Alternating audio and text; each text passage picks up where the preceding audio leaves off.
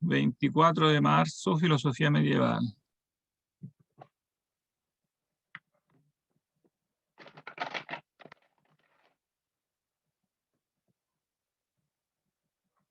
Bien, de la conquista romana habíamos dicho, ¿no? ¿Se acuerdan algo de eso? Estábamos...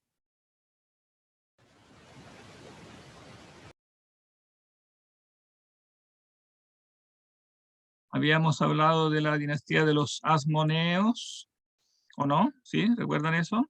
Ese es un punto importante. O también Macabeos, no sé si recuerdan eso. ¿Alguien se acuerda? ¿Quiénes eran los Macabeos o Asmoneos?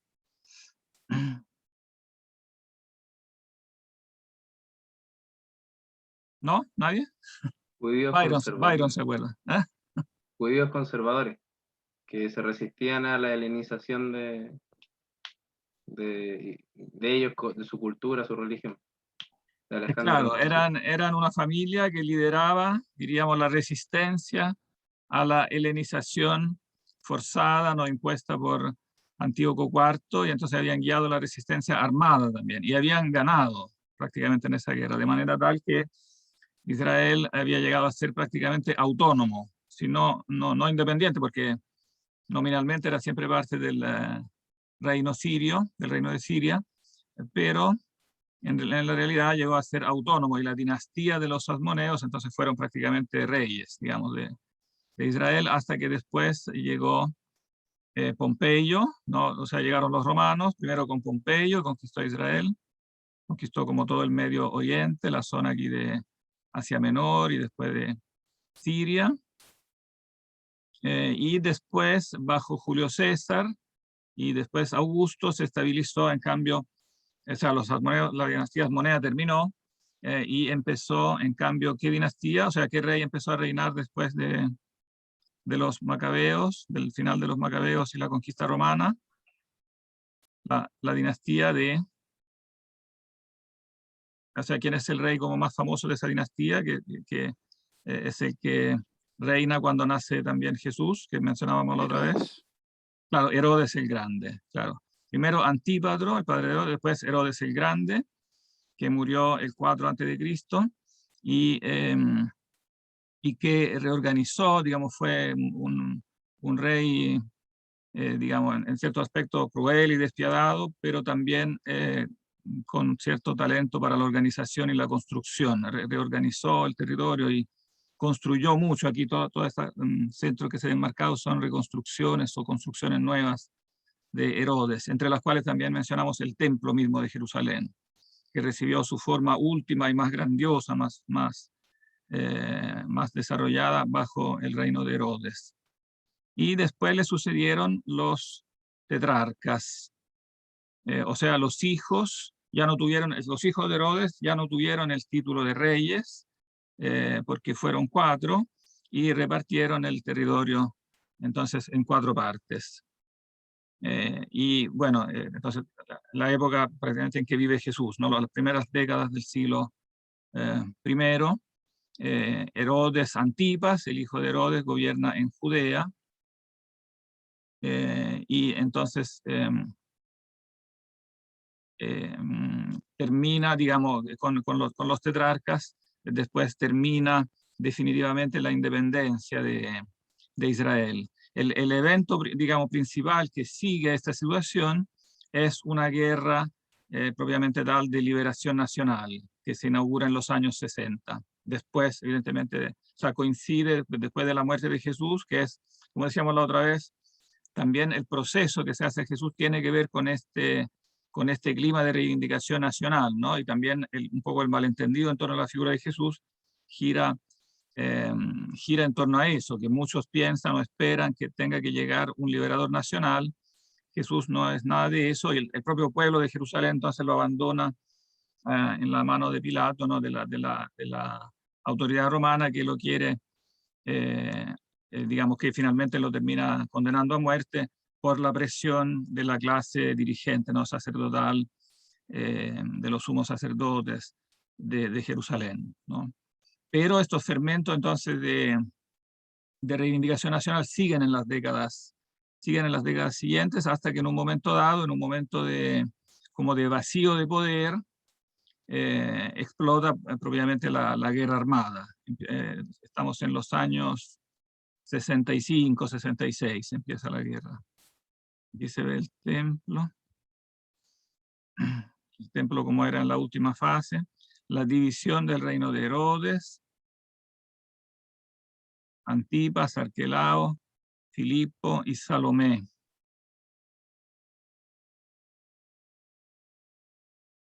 Jerusalén.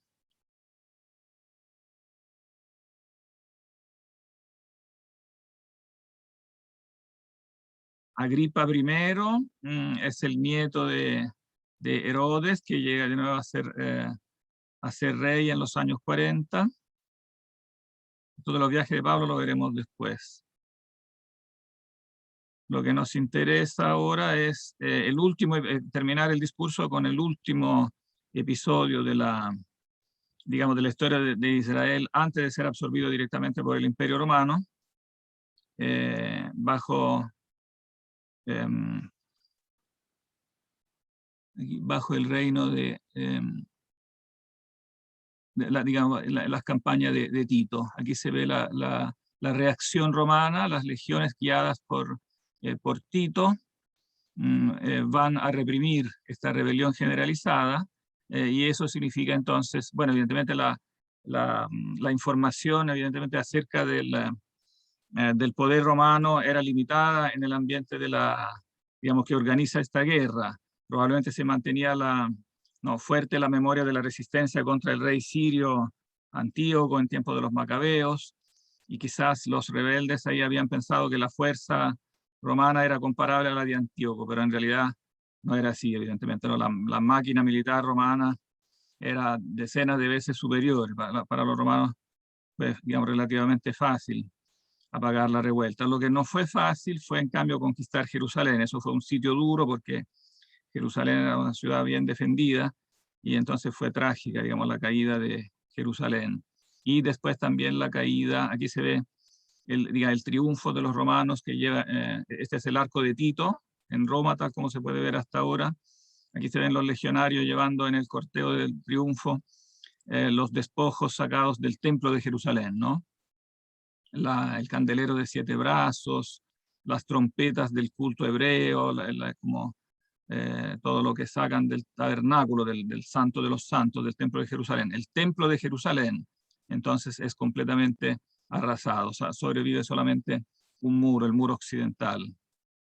Y finalmente sucumbe también la última fortaleza, esta impresionante fortaleza que se puede ver hasta el día de hoy, las ruinas a orillas del Mar Muerto, la fortaleza de Masada, una impresionante fortaleza aquí construida en los diferentes niveles de esta montaña, donde el último reducto, de esta guerrilla todavía resiste 2 años más, porque esta montaña era muy difícil de conquistar. Finalmente es conquistada por traición, porque alguien, la entrega. Aquí hasta el día de hoy se ve la marca del campamento romano, ¿no? Que fue una verdadera ciudad que por años, los romanos ahí mantuvieron para mantener la presión sobre Masada. Finalmente terminaron suicidándose todos los guerrilleros. Hasta el día de hoy el ejército de Israel hace sus ceremonias más solemnes en esta explanada de Masada, hacen como el juramento los militares israelíes, porque es como el símbolo, ¿no?, de la última resistencia nacional que tuvieron antes de que Israel dejara de existir. Y después, evidentemente, Israel nunca existió políticamente hasta que fue creado, ¿no?, nuevamente después de la Segunda Guerra Mundial, ¿no?, después del Holocausto, etc. Aquí se ven más fotos de la montaña de Masada. No, esto ya no nos interesa ahora. No, el evento fundamental que yo quería recalcar entonces es la destrucción del templo. Al destruirse el templo de Jerusalén, lo que ocurre entonces es que la religión de Israel como tal deja de existir. O sea, el judaísmo, como se entendía hasta esa época, con su culto y su clase sacerdotal centrada en el templo, deja de existir. Los judíos que siguen entonces deben prácticamente reformar radicalmente su organización religiosa, y al no existir el templo, digamos, no existe el culto. O sea, los judíos, el culto se interrumpe, no puede ser practicado en otra parte. O sea, se había arraigado la idea de que el culto no puede ser practicado en otra parte que no sea ese lugar, ese templo. Y entonces termina el culto judío en este momento y el judaísmo se reorganiza en base al estudio bíblico. Prácticamente lo que sigue existiendo del judaísmo cambia de organización y se centra en torno a la sinagoga, ¿no? Que era el lugar donde los maestros de la palabra, de la Biblia, enseñaban la palabra. Bueno, y eso se hacía evidentemente no solo en Israel, sino que en todo el mundo helenístico no existían rabinos y sinagogas y se juntaban, ¿no? Existía la reunión, diríamos, de oración y explicación de la palabra. Y entonces, bueno, al cambiar así tan radicalmente el judaísmo, eso afecta también el cristianismo que están haciendo. Porque los cristianos que hasta este momento han existido en Jerusalén, hasta la guerra judía, han permanecido, en general, casi todos ellos en estos primeros años vienen del judaísmo. Y entonces ellos han mantenido el culto judío. Nosotros leemos, por ejemplo, en los Hechos de los Apóstoles, que los apóstoles que viven en Jerusalén siguen practicando el culto judío. Claro, después ellos tienen sus reuniones aparte como comunidad cristiana, pero ellos siguen yendo al templo, participando en el culto del templo, ¿no? En cambio, al destruirse el templo, y además al no participar los cristianos en esta guerra nacional, porque los cristianos, como digamos, la figura mesiánica de Jesús, no era una figura nacional, ellos consideraron que esta guerra no era algo bueno, que era algo suicida, que no, digamos, que no había que involucrarse en eso, pero eso evidentemente significó que los judíos se pelearon con ellos, ¿no? Prácticamente los expulsaron, las autoridades que quedaban del judaísmo expulsaron los cristianos, hasta redactaron una especie de oración de maldición contra los cristianos, que era pensada para que el cristiano no pudiese participar en la reunión de los judíos, porque si no tendría que haber recitado esta oración como de automaldición, ¿no? Entonces fue el equivalente a lo que llamaríamos una excomunión, fueron excomulgados, prácticamente rechazados de la comunidad judía, y eso entonces es un momento crucial para el inicio de la comunidad cristiana como comunidad netamente distinta, separada del judaísmo, ¿no? Tanto en Israel, en lo que quedaba de Israel, digamos, después en las ruinas de la guerra de los años 66, 73, tanto en todas las grandes y pequeñas, porque digamos, comunidades judías había prácticamente en todas las ciudades del mundo helenístico, más o menos numerosas. En las grandes metrópolis había cientos de miles, en Alejandría de Egipto había cientos de miles de judíos. Entonces eran comunidades muy relevantes, muy importantes, dentro de las cuales habían convivido hasta ese momento los cristianos, ¿no? En ese momento se separan, entonces, y los cristianos netamente empiezan a tener su vida aparte, lo cual también significa toda una nueva entonces organización también de la iglesia cristiana. O sea, la iglesia cristiana tiene que organizarse en todo aspecto como una cosa diferente al judaísmo. Tiene que cortarse, diríamos, como ese cordón umbilical entre el mundo judío y el mundo cristiano, diríamos, aun cuando evidentemente siguieron existiendo comunidades donde el elemento judío era muy importante, ¿no? Donde había muchos judíos convertidos. Dentro de las mismas comunidades cristianas, a veces el elemento judío en algunos lugares era prevalente. Los historiadores modernos llaman estas comunidades judeo-cristianas. O sea, que si bien ya se han separado formalmente del judaísmo, la presencia judía, la presencia de elementos, de personas que se convertían al cristianismo, no del paganismo, sino del judaísmo, es en estas comunidades tan relevante que le da ciertas marcas. Por ejemplo, se siguen respetando ciertas reglas de no comer ciertos alimentos que son propias de la religión judía. Entonces, estas comunidades judeo-cristianas tienen ciertos rasgos un poco diferentes a las comunidades donde en cambio prevalecen convertidos del paganismo, ¿no? Ahora, el elemento crucial, evidentemente, del debate que se produce en esta época, como era de esperarse, es en torno a la herencia del Antiguo Testamento, ¿no? Del libro sagrado que los cristianos heredaban del judaísmo, que necesariamente creaba una controversia, porque el Antiguo Testamento por un lado, bueno, tiene toda una parte histórica que evidentemente para los cristianos es importante, ¿no? La historia del pueblo de Israel, la historia de la salvación, cómo Yahvé intervino en los siglos pasados en favor de su pueblo, cómo eligió al pueblo de Israel como pueblo elegido, ¿no? En el tiempo de los patriarcas, cómo después lo guió en Egipto, cómo lo sacó de Egipto, ¿no? Cuando libró con Moisés al pueblo de Israel, etcétera, etcétera, pero junto con esa parte histórica que es fundamental, ¿no? También para la religión cristiana, también estaba toda una parte legal, ¿no? La ley, la Torá, toda la parte legislativa de la Torá que está contenida en los primeros 5 libros de la Biblia, lo que en griego se llama Pentateuco. Toda esa parte legislativa no les quedaba muy claro siempre a los cristianos, no a todos, lo que había que hacer con ellos. O sea, si los cristianos estaban... Perdón.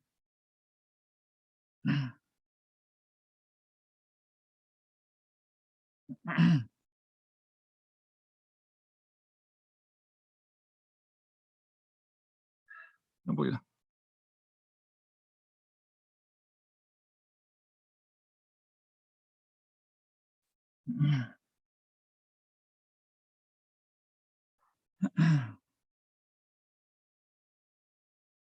Y los cristianos estaban o no obligados a respetar en definitiva la ley judía. Eso era el problema, partiendo por la circuncisión.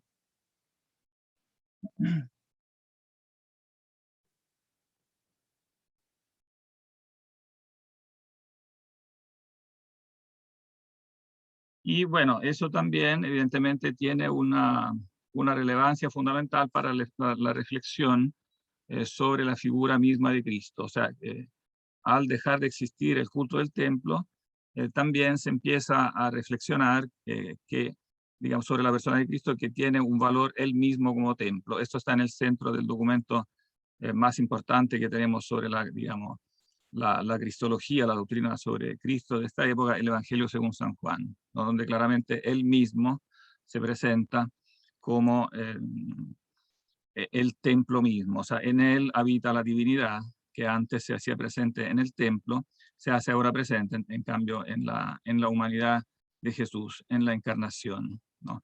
De manera que ahí después se desarrolla y surge todo el problema que mencionábamos la vez pasada de la discusión trinitaria, ¿no? ¿Cómo es posible entonces que en Cristo Dios exista de un modo personal, ¿no? diferente al Padre, si bien hijo del Padre, de la misma sustancia de él, ¿no? Del problema de la filiación divina, y por lo tanto de la existencia en Dios de 2 personas y 3 finalmente, ¿no? Porque en la fórmula de oración, ya desde los primeros tiempos cristianos, está presente también el Espíritu Santo, la tercera persona, y eso dará lugar a una fundamental discusión filosófica también sobre la naturaleza de Dios y su relación con las personas. Bien. Bien, quiero dejar hasta aquí la introducción histórica. Y no sé si quedan dudas o preguntas acerca de eso antes de pasar ya a leer algún texto.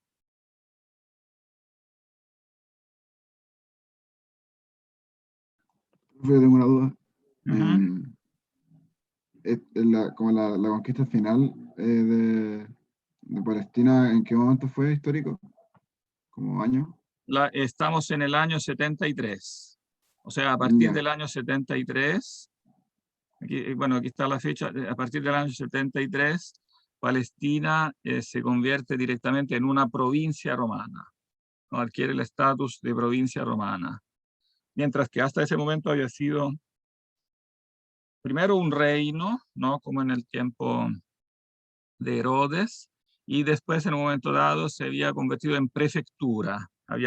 O sea, era una provincia de algún modo, pero con estatuto especial, una provincia de estatuto, llamémosla así, una provincia de estatuto especial, donde había un prefecto que era enviado directamente por el emperador. Este prefecto era, bueno, el famoso que nosotros conocemos es Pilato, ¿no? Pilato era el prefecto romano. En los textos del Nuevo Testamento a veces lo encontramos traducido como procurador, el procurador romano, pero las inscripciones que han sido encontradas en Palestina, que mencionan Pilato, lo mencionan como prefectus. Ese era el cargo, como se llamaba técnicamente en latín. Prefectus lo que significa es alguien que como responde en forma directa al emperador, al imperator, ¿no? Las provincias romanas se distinguían en dos clases, las que eran imperiales, donde había un legato que también respondía al emperador, y las otras donde había en cambio un procónsul, que eran las provincias pacificadas, que en cambio respondían al Senado, donde la aristocracia senatorial mantenía entonces cierto poder, y eran las provincias no militarizadas, las que en cambio necesitaban presencia intensa de tropas romanas, tenían que estar gobernadas por legatos. Esa era, por ejemplo, Siria, ¿no? Una zona de confín, Siria, que confinaba con el Imperio Pártico, necesitaba una presencia masiva de legiones. Por eso resultó especialmente peligrosa la revuelta y suicida, la revuelta judía del 66, porque desde Siria, que está muy cercano, era muy fácil redirigir las legiones romanas que rápidamente volvieron a controlar el territorio. Eso, sin embargo, no le impidió, a pesar de la tremenda derrota que terminó con la catástrofe del 70, la destrucción del templo, después la caída de Masada, aquí se ve Masada, cerca del Mar Muerto, más o menos por aquí. A pesar de la tremenda derrota sufrida en el 70, los judíos volvieron a rebelarse otra vez más, siguiendo otra figura mesiánica, Shimon Bar Kokhba, Simón hijo de la estrella, que guió entonces a otra revuelta y a otra terrible catástrofe. Estamos en el año 135, del 135 al 138, fue esta llamada Segunda Guerra Judía, tiempos del emperador Adriano. Esa ya fue, diríamos, la definitiva, porque a ese punto los romanos sencillamente deportaron a los judíos, que hicieron ya como la solución final, ¿no? O sea, simplemente los sacaron de ahí y quedó prohibido incluso a todo judío ingresar a Jerusalén. Como el templo ya estaba destruido, no había nada más que destruir ahí, pero sí la ciudad misma, la ciudad entera, a ese punto fue arrasada. Incluso cambió de nombre. Ya no se llamó Jerusalén, no sé si se alcanza a leer el nombre, Aelia Capitolina. Helius era el emperador, Helio Adriano. Capitolina, Capitolio, digamos, el centro sagrado de la ciudad de Roma, entonces era como una ciudad que pasaba prácticamente al culto, también a la religión pagana. Se construyó un templo de Júpiter, Capitolino, otros templos paganos, se eliminó todo rasgo de judaísmo y quedó prohibido a los judíos ingresar a la ciudad. Eso duró siglos, hasta que después en los tiempos del Imperio Cristiano, en cambio los cristianos, digamos, eso cambió evidentemente, y Jerusalén volvió a recuperar su nombre de Jerusalén y los judíos volvieron a ser admitidos, pero ya eran pocos, dispersos, ¿no? Se habían dispersado. De manera que empieza lo que los judíos llaman también la diáspora, hasta que prácticamente dura después durante todos los siglos, la dispersión de los judíos por todo el mundo durante los siglos siguientes, ¿no? Eso de la expansión del cristianismo por el momento lo vamos a dejar de lado porque no nos llevaría a un discurso largo y preferiría en cambio volver atrás y leer algún texto del judaísmo helenístico, o sea, algún texto bíblico anterior al cristianismo, porque filosóficamente no hay cosas importantes para nosotros en estos textos judeo-helenísticos, sobre todo el libro de la sabiduría, que me gustaría leer. No sé si hay alguna pregunta o inquietud de esta última como parte, o también de la parte anterior.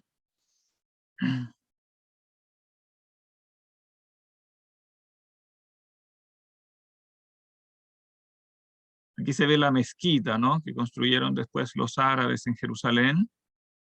Esta mezquita es importante también para esta historia porque está construida en el mismo lugar, ¿no? En la explanada que había quedado arrasada por el templo, por la destrucción del templo.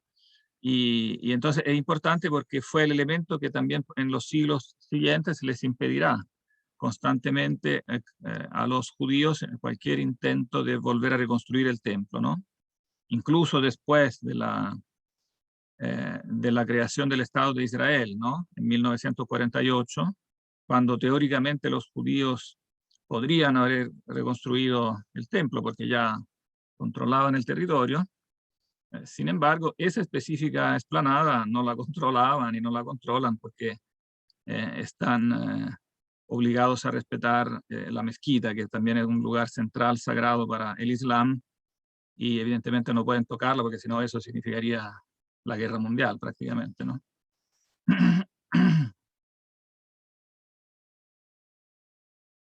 Bien.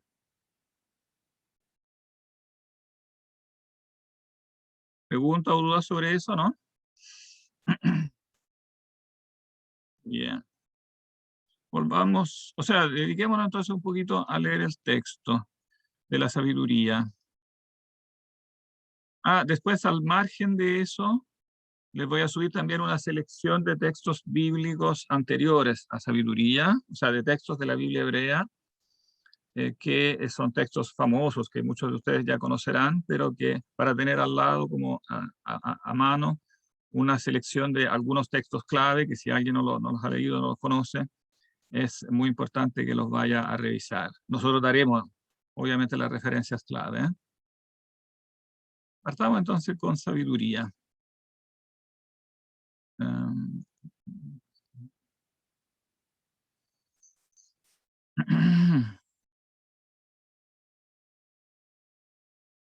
Tengo que bajar de acá.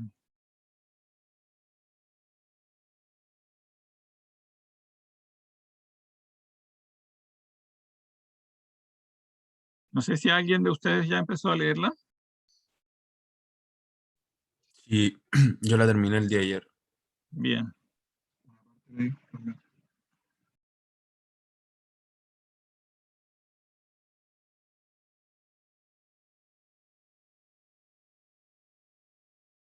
A ver, vamos a compartir el texto.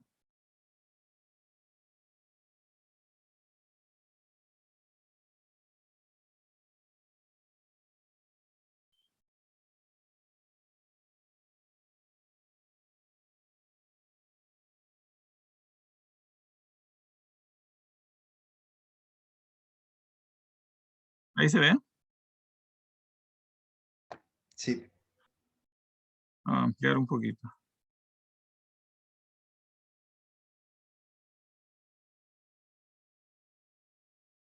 Bien, ¿en qué época estamos entonces con la sabiduría? Ustedes han leído la pequeña introducción, ¿no? Sí, profe. ¿En qué época estamos? Dice que fue escrito entre los años 50 y 30 antes de Cristo. Claro, ahora quizás eso sea demasiado preciso, ¿no? Pero digamos, sí, más en general, digamos que estamos en el siglo I antes de Cristo, ¿no? Probablemente en la segunda mitad, o sea, en el tiempo inmediatamente anterior al nacimiento del cristianismo y al final del judaísmo, que se juntaba, que tenía su punto de gravedad en el templo de Jerusalén. Es un libro que está escrito en griego, entonces, que viene del ambiente judeo-helenístico, un ambiente, entonces, igual, ¿no? El mismo ambiente donde escribe Filón de Alejandría. ¿Qué es lo que caracteriza desde nuestro punto de vista este judaísmo? Es evidentemente un judaísmo abierto a la filosofía griega, ¿no? Ese es el punto clave que nos interesa. O sea, hay algunos conceptos clave del judaísmo que deben ser pensados a la luz de la filosofía griega para que también el judaísmo sea comprensible a todas las personas cultas, sobre todo medianamente, no solo de alta cultura, sino que también medianamente cultas, lo que llamaríamos como una clase media del judaísmo, que es una comunidad en general rica, ¿no? Y por lo tanto también de buen promedio comparativamente de buena cultura, ¿no? Y por lo tanto necesita repensar dentro de su religión para poder enseñar la religión misma, ¿no? Y para que los judíos no sean atraídos por la religión pagana, para que entiendan el peso, la importancia de la tradición que ellos tienen. Entonces los maestros, entre los cuales Filón, se dedican a este trabajo de repensar, reflexionar estos conceptos a la luz de la filosofía griega y también expresarlos. O sea, es una cosa de reflexión y también de expresión, ¿no? Cómo expresarlo en formas que sean más accesibles, ¿no? Más inteligibles para la persona criada en el ambiente helenístico. La parte que nos interesa específicamente, yo subí todo el libro, pero la parte que nos interesa más específicamente es la primera mitad. La primera mitad, o sea, hasta el capítulo 13 más o menos. No entero, pero casi.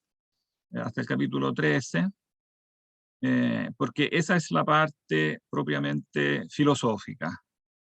Lo que viene después es más bien la parte que llamaríamos teológica, o sea, la parte que narra un poco la historia de la salvación, teológica en el sentido de teología positiva, de teología revelada. O sea, narra lo que es revelado de la historia de Israel, que es parte de la historia de la salvación, y entonces es la forma en que prácticamente Dios interviene en la historia, con Abraham, con Moisés, entonces una reconstrucción de la historia bíblica. Mientras que la primera parte es teológica en un sentido teórico, especulativo, o sea, los conceptos teológicos, ¿no? Los conceptos sobre Dios, sobre el alma, sobre la ética, el bien y el mal, etc., ¿no? Entonces es una parte, diríamos, más propiamente filosófica.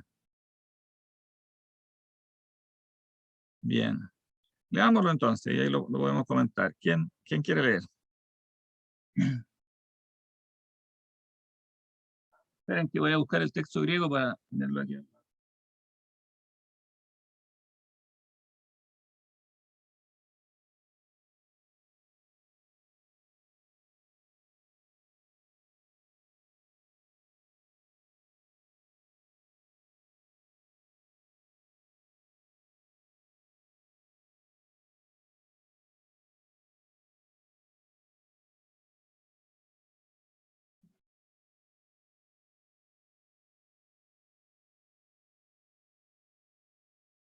A no ser que lo quieran leer directamente en griego. No sé qué opinan. Profe, yo lo quiero leer. ¿En griego o en castellano? No, en castellano. En castellano, ya. Pero ustedes están haciendo griego todavía, ¿no? Sí, o sea, es electivo el griego. Algunos. Algunos, ya. Bueno, algunas frases igual las podemos leer en el original. No les subía a cursos el texto griego, ¿no? Lo voy a subir. Esta es la edición. Ah, no, ustedes están viendo ahora la pantalla. ¿Están viendo? Ya no importa, después les voy a mostrar la edición. Si quieres, parte nomás. ¿Se me escucha bien? Sí. ¿Cómo es tu nombre? Valentina. Valentina, perfecto.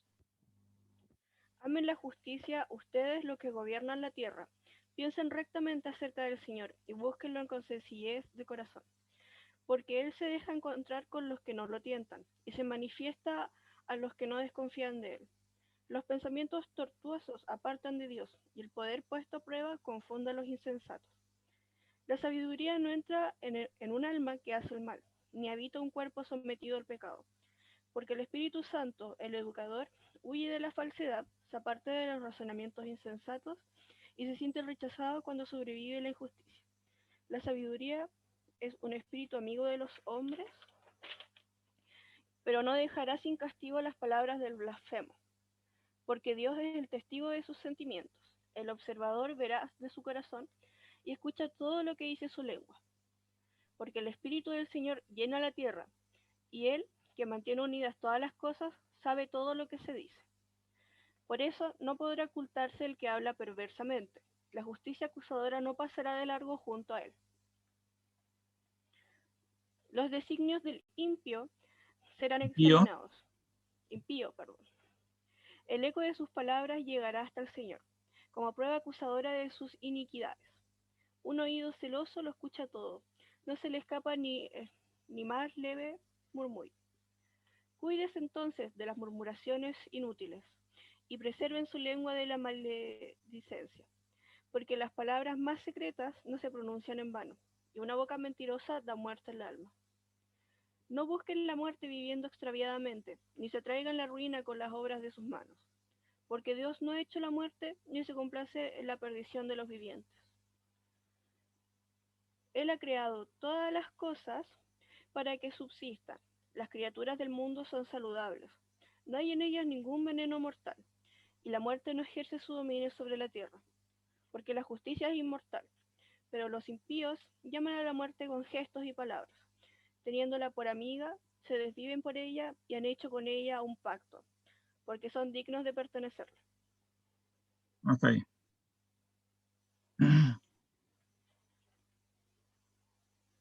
Bien. ¿Qué es importante aquí? Les dejo primero la palabra y para que me digan cuáles son los conceptos más importantes y después voy completando si es que falta algo. Este texto es bastante abordable, no es difícil. ¿Cuál es aquí el punto clave? O el primer punto clave. ¿La justicia? Claro, el concepto de la justicia.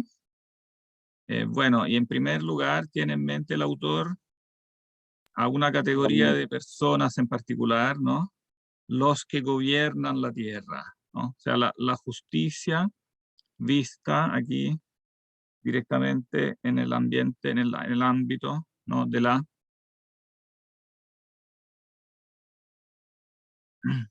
la gestión del poder, ¿no? Se dirige aquí evidentemente este autor, lo primero que tiene en mente son los gobernantes, ¿no? El rey, el rey y la clase en general que gobiernan. Dice, el primer concepto que tiene que tener presente es la justicia. ¿Y cómo se le presenta? ¿Qué características tiene? ¿Qué se dice de la justicia?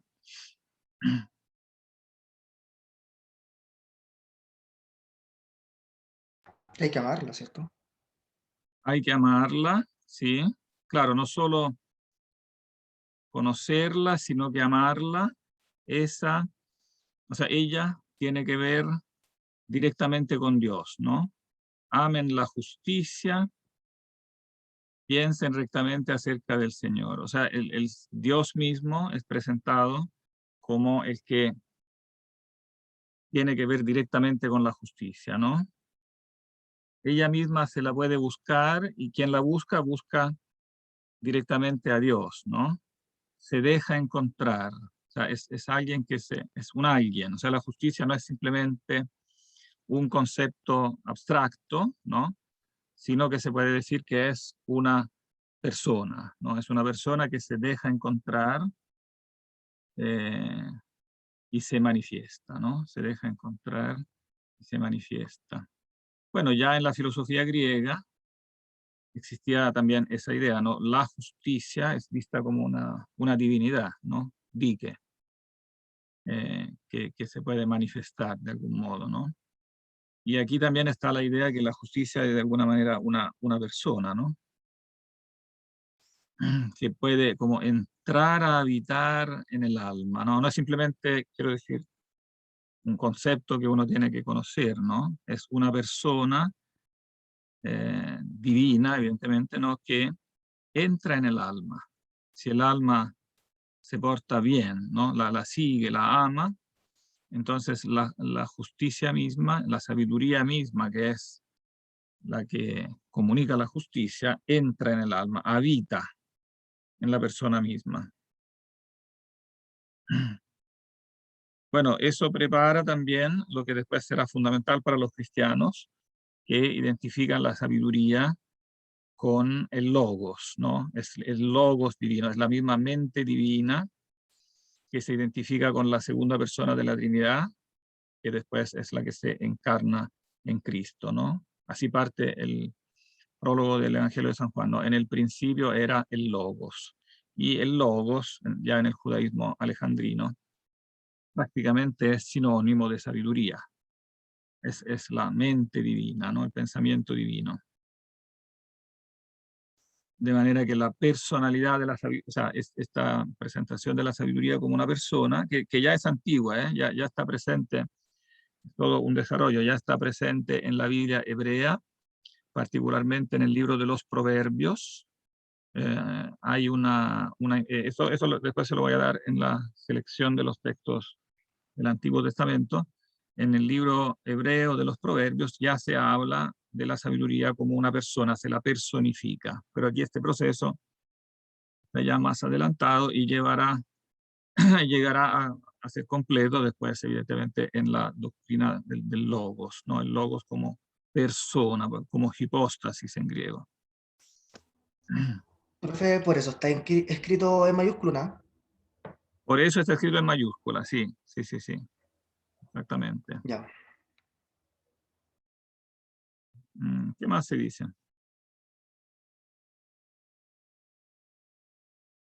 Bueno, amigo de los hombres, eso sigue en este aspecto como personal, ¿no?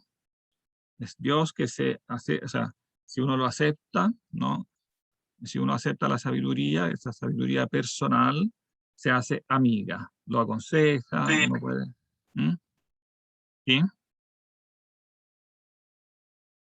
Después viene, sin embargo, se introduce un tema que lógicamente, digamos, consigue a este. ¿Cuál es el tema que sigue? La justicia. Después de este tema, diríamos, de la justicia como personal, como sabiduría, como entonces figura divina que entra en los hombres, se hace amiga de los hombres, ¿no? Después se inserta, ¿qué tema? La omnipotencia de Dios. Sí, pero vista en un aspecto específico, la omnipotencia, pero vista, El logos. ¿cómo? No entendí. Como el logos en esa omnipotencia porque el Espíritu del Señor llena la tierra, ¿o no? No, hay una palabra que no entiendo en la frase que dices. ¿Cuál es el sujeto de la frase? Me refería a que bueno, el tema de que se pasa de la justicia personificada como un tipo de persona, se pasaría, creo, a el logos en el sentido de que como después se habla como de que sea omnipotencia un poco Dios, y creía que quizás se podría decir que sea omnipotencia a través del logos o algo así. El audio está muy malo, entiendo como la mitad de lo que dices, pero voy a ver si entendí. Sí está el tema de la omnipotencia, que viene de la calidad de Dios como creador, en definitiva, ¿no? Después se hablará más de eso, pero Él es quien llena la tierra, quien mantiene unidas todas las cosas, entonces quien las ordena, digamos, mantiene organizado el mundo, y eso está directamente relacionado también con su omnisciencia, ¿no? El que esté en todas partes significa también que él todo lo conoce, ¿no? Todo lo conoce. También conoce algo muy secreto, ¿no? ¿Qué cosa es lo más secreto?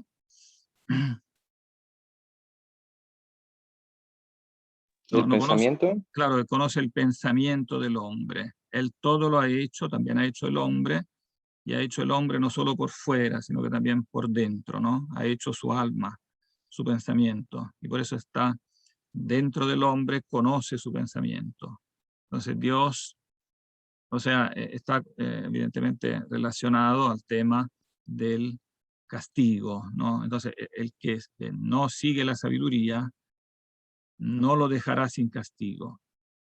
No solo si no actúa bien, sino que también si no piensa bien, o sea, si el pensamiento se aleja de Dios, evidentemente, no, el espíritu de Dios lo abandona, y en eso consiste como el castigo, diríamos, ¿no?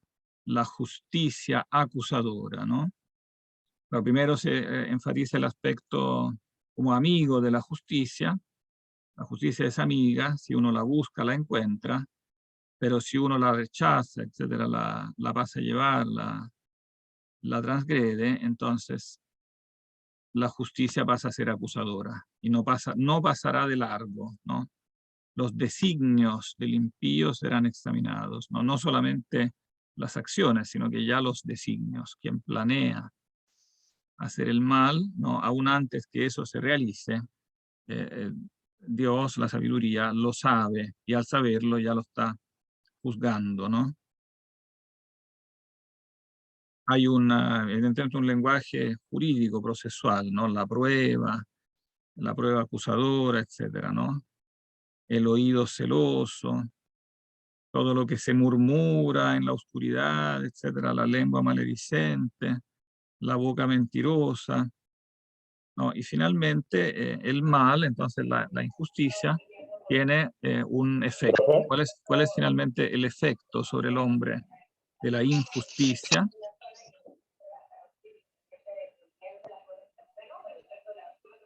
¿La muerte? La muerte, claro, la muerte. Da muerte al alma. profe, ¿se me escucha ahí? ¿Cómo? Em, Creo que no se me escucha muy bien, así que en bola esquivo lo que quiero preguntar. Y ahora se está escuchando bastante bien. Es al respecto del punto 10, en donde dice, un oído celoso lo escucha todo, y no se le escapa ni el más leve murmullo. ¿A ese oído celoso se refiere como a Dios? A Dios, claro. El oído de Dios, ¿no? Lo escucha todo. Pero ¿en No, qué sentido se está refiriendo a celoso? Porque eso no se podría considerar como algo como impuro, ¿o no? claro, celoso se refiere, bueno, celoso es un adjetivo importante de la Biblia hebrea, ¿no? El Dios de la Biblia hebrea ya es un Dios celoso.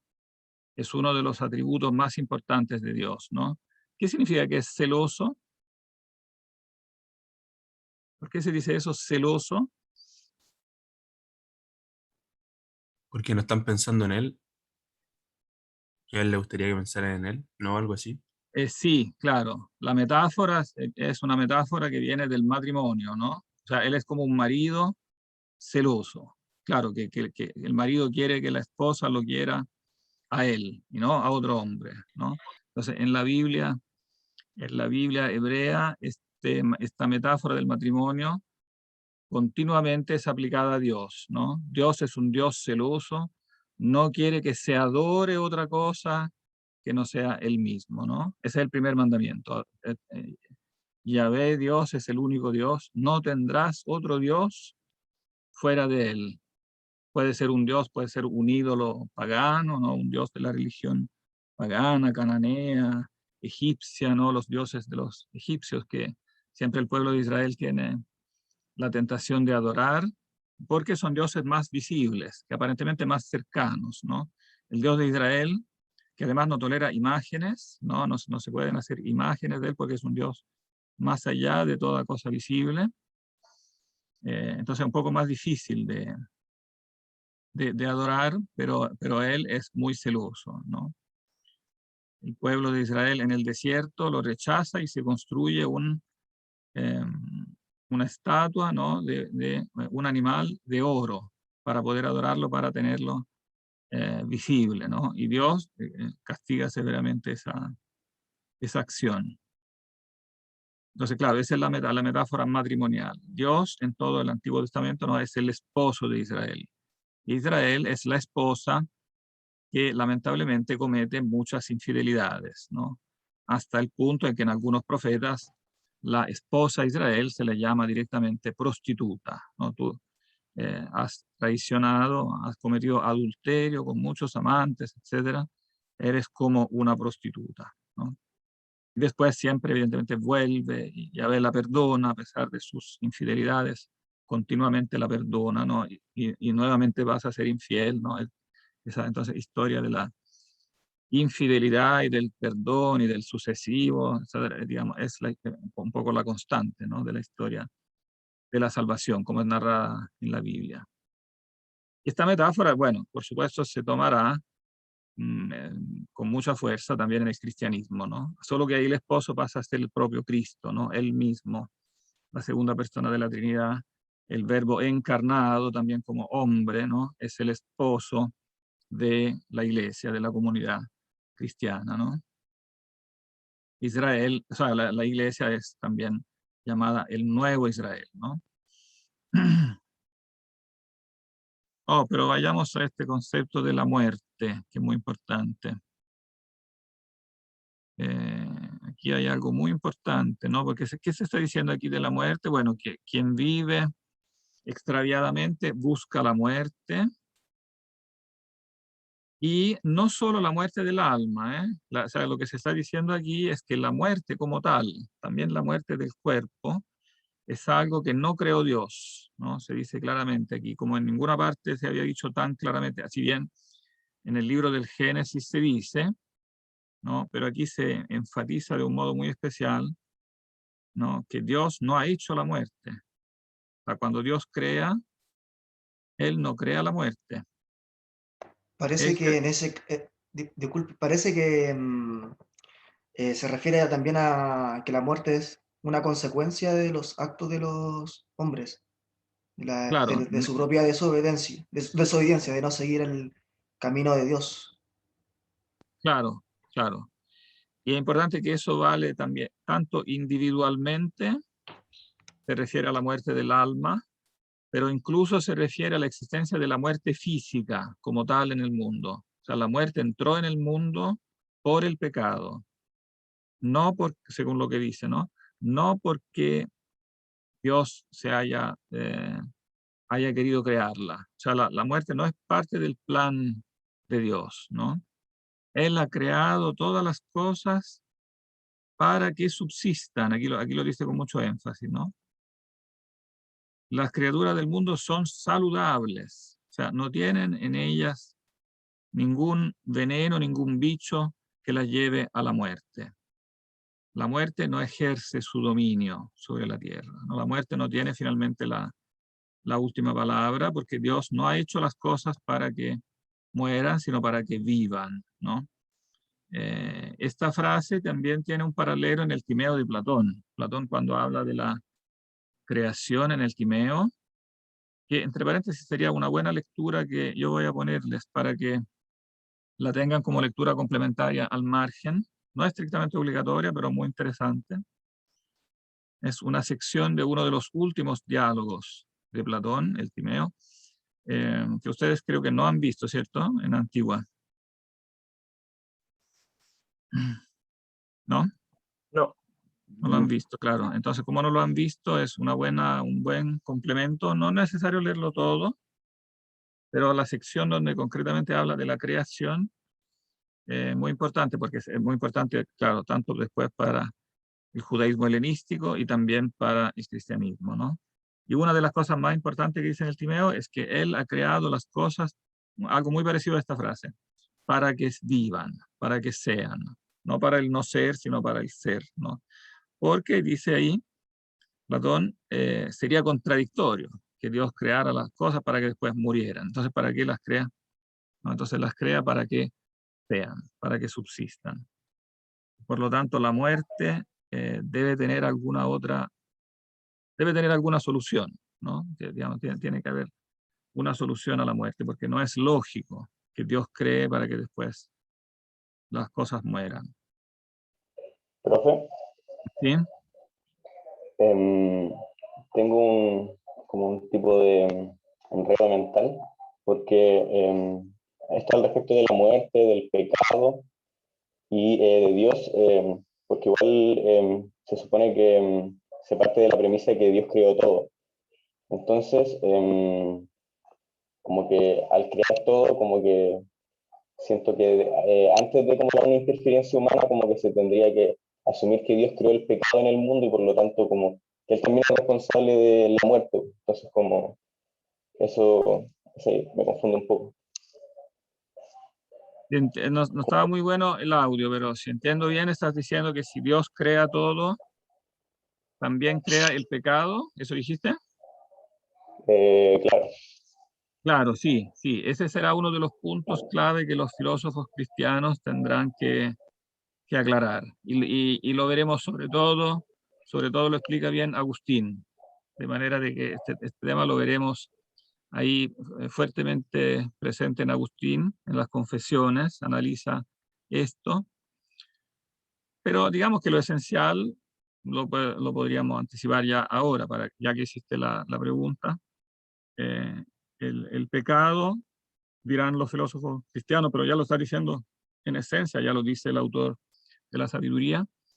El pecado no es creado por Dios, porque el pecado no es algo, digamos, no es un ser subsistente que tiene su existencia autónoma, ¿no? Como es, por ejemplo, el hombre, ¿no? Dios crea el ser humano tiene su subsistencia autónoma, no totalmente independiente, porque en su ser depende de Dios, ¿no? Pero tiene también su ser propio, que es de él y no de Dios. En cambio, el pecado no es una sustancia, o sea, no es algo que subsiste en sí, es el punto clave, es algo que depende de lo que la criatura inteligente opte, decida libremente. O sea, en otras palabras, en términos aristotélicos, es el accidente de una sustancia. En este caso, un accidente voluntario, ¿no? Podría haber un accidente involuntario, por ejemplo, que a mí me cortaran la cabeza, digamos, eso sería un accidente que me pasa a mí involuntario, ¿no? Pero si yo decido hacer algo malo, claro, entonces es un accidente voluntario, pero sigue siendo accidente en el sentido de que es algo que le ocurre a una sustancia y no es una sustancia. Entonces, como la causa de ese accidente reside en la voluntad mía, no está en la voluntad de Dios, ¿no? Al contrario, la contradice. Dios tolera que la criatura contradiga su voluntad porque Dios mismo libremente creó ese ser inteligente, lo creó también libre, ¿no? Entonces me dio a mí la libertad de contradecir su propia voluntad, que puede parecer muy raro, ¿no? Pero que si uno lo piensa bien, es la necesaria consecuencia de darle al ser humano la libertad. Si no hubiera esta posibilidad de optar por el mal, por contradecir la ley divina, entonces el ser humano no sería libre. Pero resulta que según la revelación bíblica, precisamente el ser humano es digamos, la criatura principal que Dios, entonces la criatura racional y libre es precisamente el objetivo principal de la creación de Dios. Si no le diera esa inteligencia, esa libertad, sería imposible digamos, la criatura racional, y de paso tampoco sería pensable las criaturas no racionales no tendrían sentido, porque ellas son creadas por Dios en función del ser racional, para que el ser racional entienda las cosas y quiera el bien, y se dirija a Dios para quererlo. Ese es el plan de Dios. Porque si no, para Dios Dios no necesita las cosas materiales que no tienen inteligencia, no las necesita. Ellas son medios. Tienen sentido esos medios si hay una criatura racional que los utiliza, que pueda entenderlos y quererlos según una escala de valores, y últimamente habiendo querido las criaturas, el ser humano se eleve al querer a Dios, ¿no? Entonces, esa amistad con Dios de la que hablaba el texto al comienzo es el objetivo de la creación. O sea, Dios crea para que alguien lo ame, no porque lo necesite Él, ¿no? Él no necesita que alguien lo ame, pero la persona que lo ama recibe evidentemente con eso, recibe la felicidad. Entonces, ese es el resultado finalmente de la creación, que el hombre exista, no para morirse, sino para vivir y sobre todo para ser feliz, ¿no? Para alcanzar la felicidad.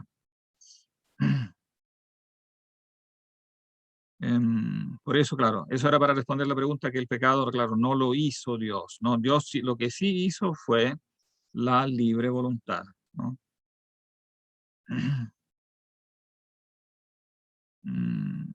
Bien. Oh, y esta frase concluye entonces esta reflexión sobre la muerte, porque la justicia es inmortal. La justicia es inmortal. ¿Qué significa eso? Que la justicia es inmortal.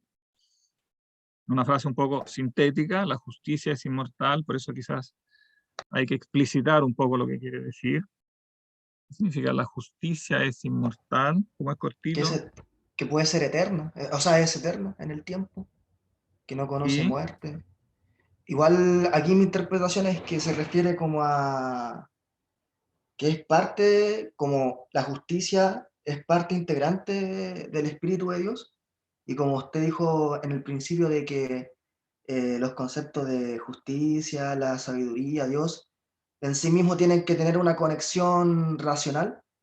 Creo que eso, que la justicia pertenezca al espíritu de Dios, y como Dios es un ser inmortal, eh, implica que la justicia de por sí le corresponda a este atributo, de que sea eterno en el tiempo.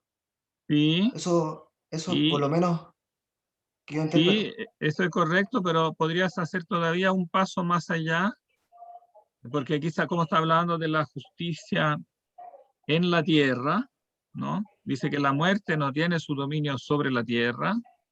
Finalmente lo que está destinado a dominar es la justicia, aunque parezca lo contrario en la experiencia nuestra de todos los días, antigua y moderna, ¿no?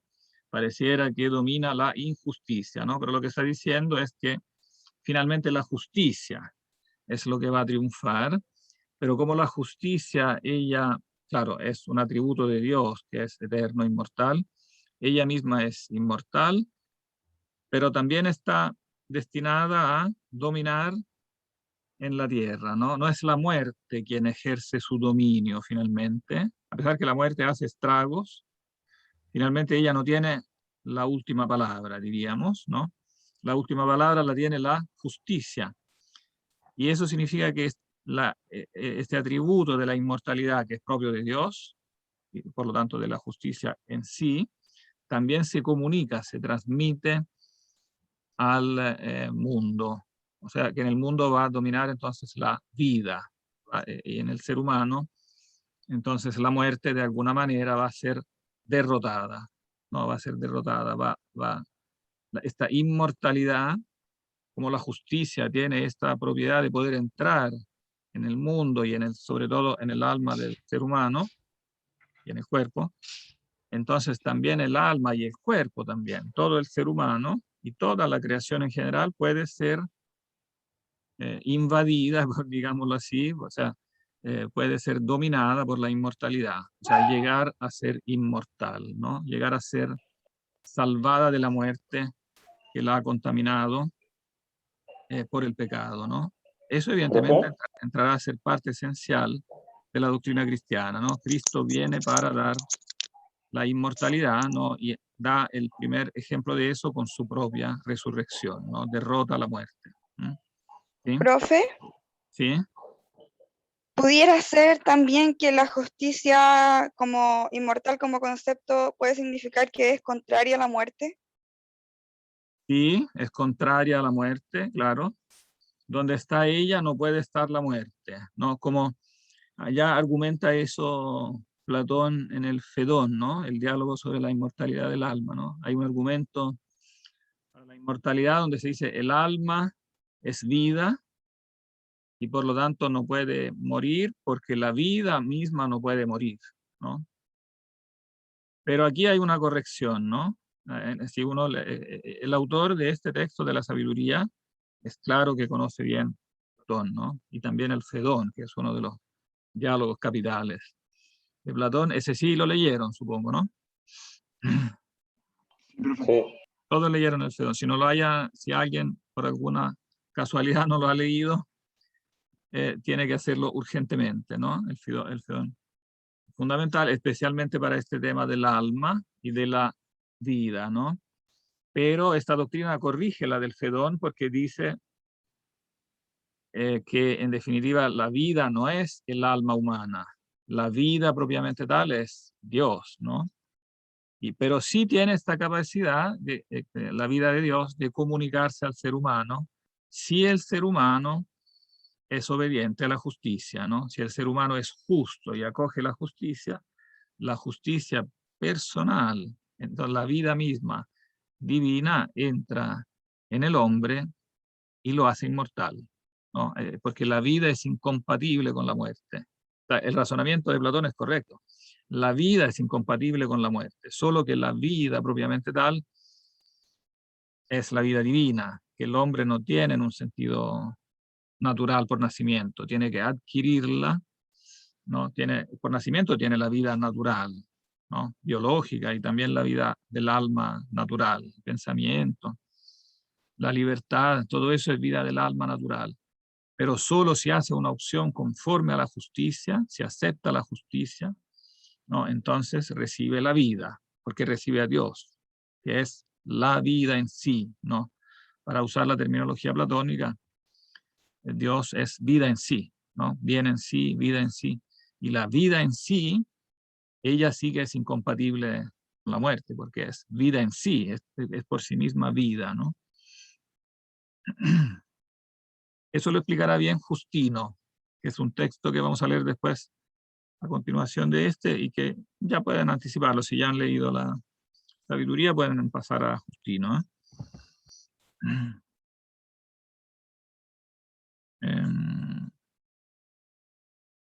Quería leer el 2, pero nos quedan pocos minutos, no sé si... Bueno, leamos, igual anticipemos, leamos unos 5... Claro que esta es toda una... No, lleguemos hasta el 9, porque si no después se alarga. Veamos los primeros 9 versos que un poco van completando este concepto. No sé si hay algún voluntario. Partiendo del 2.1. ¿Yo puedo leer, profe? Perfecto. Voy. Espera un segundo. Ya. Ellos se dicen entre sí, razonando equivocadamente: breve y triste es nuestra vida. No hay remedio cuando el hombre llega a su fin, ni se sabe de nadie que haya vuelto del abismo. Hemos nacido por obra del azar, y después será como si no hubiéramos existido. Nuestra respiración no es más que humo, y el pensamiento, una chispa que brota de los latidos del corazón. Cuando esto se extingue, el cuerpo se reducirá a ceniza, y el aliento se dispersará como una ráfaga de viento. Nuestro nombre será olvidado con el tiempo, y nadie se acordará de nuestras obras. Nuestra vida habrá pasado como una nube sin dejar rastro.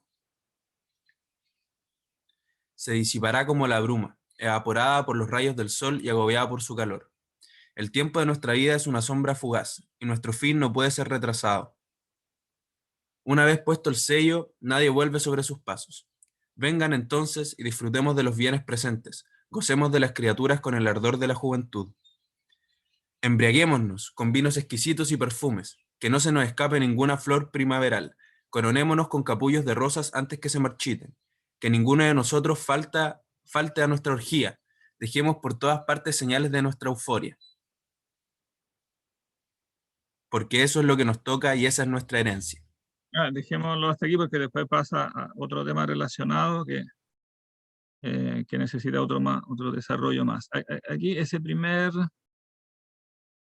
punto que dice, la consecuencia que se saca, ¿no?, de quien no toma en consideración la justicia, la presencia de Dios y su relación entonces con la vida, con la inmortalidad, ¿no?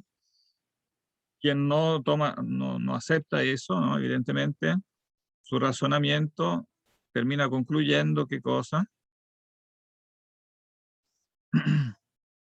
Como en el desenfreno moral, ¿o no? El desenfreno moral que se deriva de, o sea, ¿cuál es el razonamiento previo que lleva a ese desenfreno moral? Puede ser también una respuesta a doctrinas materialistas como los epicúreos, por ejemplo, que dicen que Claro. como no hay inmortalidad, tenemos que, bueno, disfrutar, y tienen una postura más hedonista.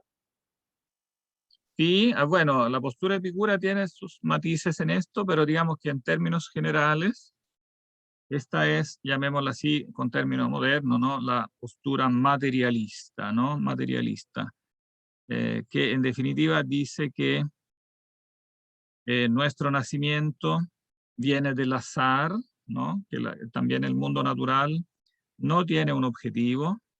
Hemos nacido por casualidad, ¿no? Porque los elementos químicos, ¿no? Se han compuesto de un cierto modo por la ley del azar, o sea, por una no ley, porque han llegado a chocar. Los epicúreos dicen porque chocan los átomos, ¿no?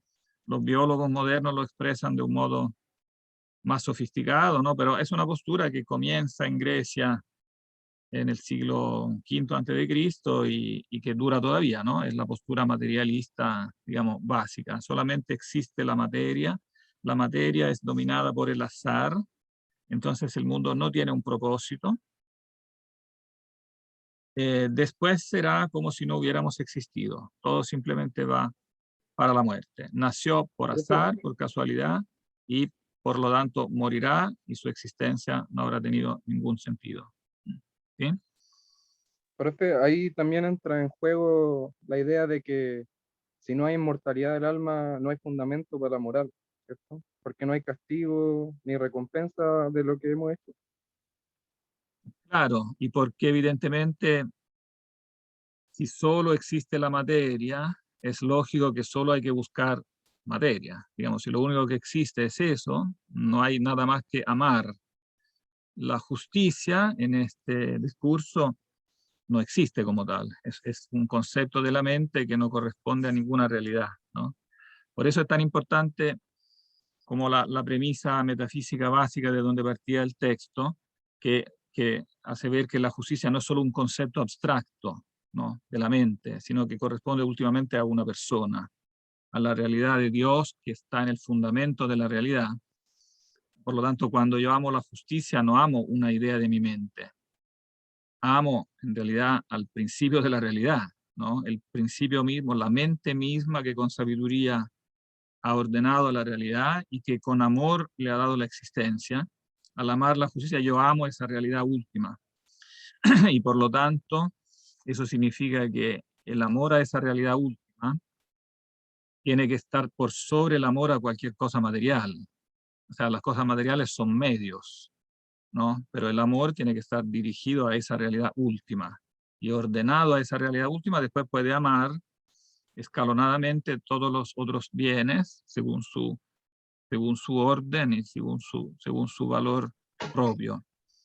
Y como el amor hacia esta realidad última es el amor a algo eterno, inmortal, se hace lógico en nombre de la justicia sacrificar cualquier cosa también material, ¿no? Puedo sacrificar cualquier dinero, cualquier beneficio material, e incluso mi propia vida, ¿no? Puedo sacrificar mi propia vida porque lo hago buscando un bien que es eterno. Entonces todo lo que no es eterno puede ser sacrificable porque me lleva, es un buen negocio, porque de todos modos me lleva, es en cierto modo el único negocio posible, porque si el bien que yo estoy llamando es eterno, es lógico que todo lo demás solo puede ser pensado como instrumental a eso. Y en otros términos, los dictámenes de la justicia en ese modo se fundamentan como no negociables, como absolutos. Tengo que seguirlos, aunque con eso pierda dinero, pierda la salud, pierda cualquier cosa que pierda, no importa. Tengo que seguir la justicia porque eso es lo único que vale. El único valor en el sentido estricto de la palabra es la justicia, precisamente porque no cambia, ¿no? Porque es eterna. Entonces, punto de referencia metafísico para que pueda ser punto de referencia también ético, ¿no? Profe, no entendí algo. Aquí lo que se está negando es la existencia del alma o la existencia de la inmortalidad del alma. Digamos que ambas cosas, si tú quieres, porque el alma misma es interpretada en un sentido materialista, ¿no? Por ejemplo, los epicúreos no niegan que haya alma, pero dicen que el alma misma es material, compuesta de átomos. De manera análoga, como diría, con términos diferentes, un biólogo moderno que fuera ateo. Él diría, bueno, lo que ustedes llaman el alma, en realidad son neuronas, cosas que giran por el cerebro. Te diría en resumen que el alma es el cerebro, ¿no? Es una cosa material, ¿no? Una cosa material que tiene cierta electricidad, precisamente como dice acá, ¿no? Solo que con un lenguaje científico no tan, no tan preciso, ¿no? Pero en el fondo, eso dice, el pensamiento es una chispa que brota de los latidos del corazón, ¿no?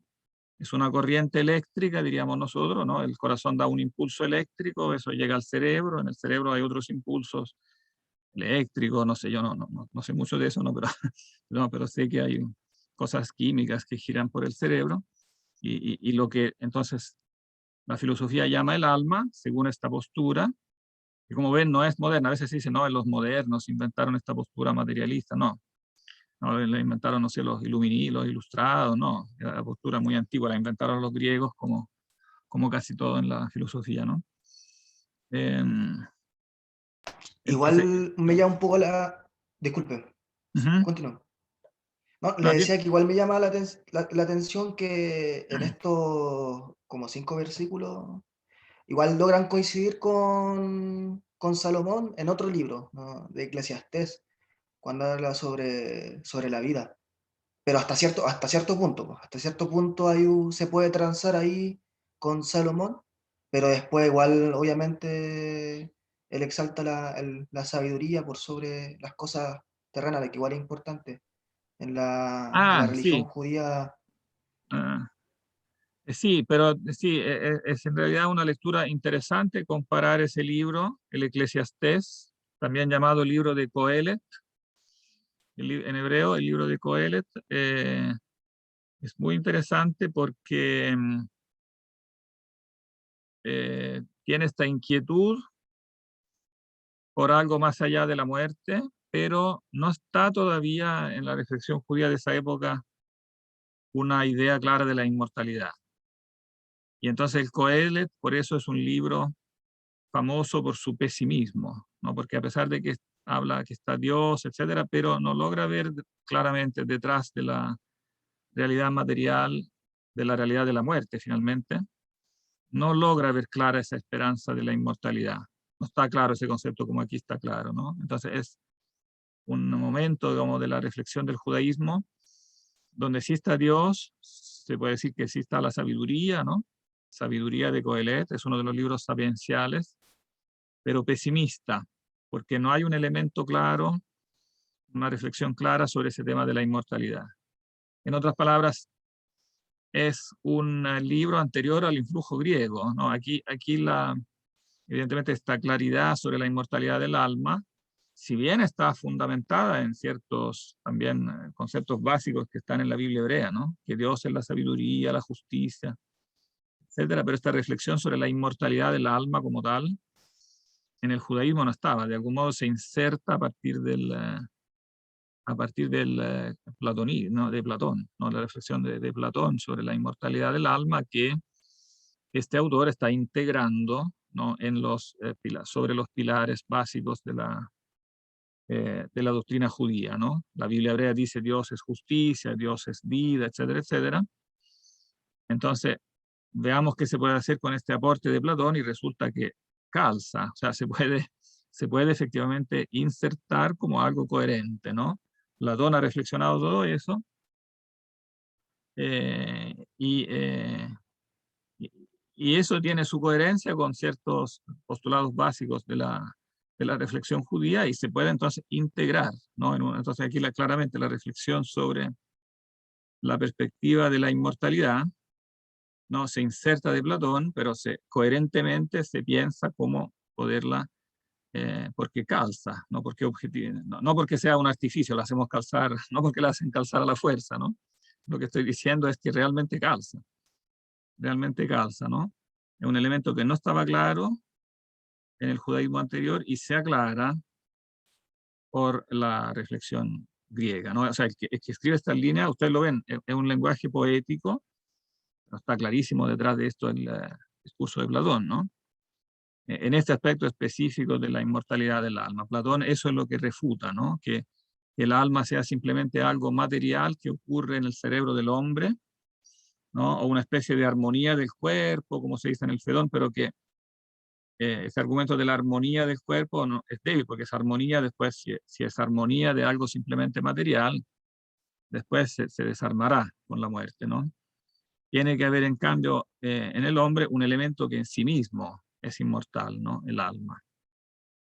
Y que está basado, fíjense que aquí la palabra pensamiento es fundamental, ¿no? Porque en el análisis del pensamiento, ¿no? La conexión del alma con las ideas, el alma es alguien, ¿no? Es una realidad personal que puede contemplar las ideas, tiene una relación con estas realidades eternas que son las ideas, y por lo tanto es lógico pensar que ella misma sea inmortal o hecha para la inmortalidad, ¿no? ¿Qué decías? La verdad solo era que nos pasamos un poco en el tiempo. ¿Cómo no entendí? Ah, que estamos pasados de tiempo, tienes razón. Me distraje con eso porque esto era importante, pero tienes razón. Ya son 5 para las 12 y ustedes tienen clase.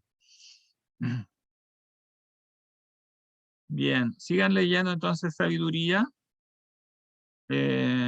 Y si terminan sabiduría, pasen nomás a Justino, que igual reflexiona sobre los mismos temas, va a ser como en la misma línea. Y mientras tanto voy a subirles esta selección bíblica, que tiene cierto pasaje que es como bueno tener en mente. Bien. Que estén muy bien entonces. Chao, profe. Chao, profesor. Chao, profe. Hasta Chao, la profe, próxima. gracias. Chao, profe. Chao, que Profe, que le vaya bien. Gracias. Profe, hasta luego. Hasta luego.